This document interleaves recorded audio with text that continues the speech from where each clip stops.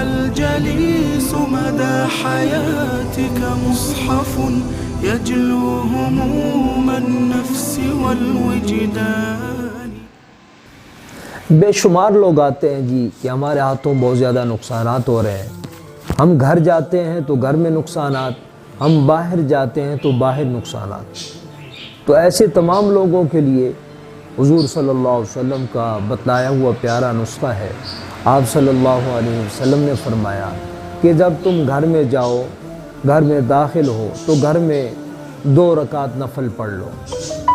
انشاءاللہ ان کی برکت سے گھر میں نقصان نہیں ہوگا، ہر طرح کے نقصانات سے اللہ تعالیٰ کی خاص حفاظت رہے گی.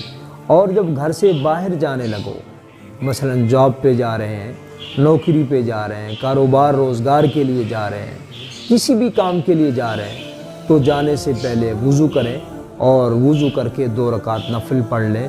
حضور اکرم صلی اللہ علیہ وسلم نے ارشاد فرمایا کہ جو آدمی گھر سے باہر جاتے ہوئے 2 رکعت نفل ادا کر لے گا، اللہ تعالیٰ اس کی باہر ہر طرح کے نقصانات سے حفاظت فرمائیں گے.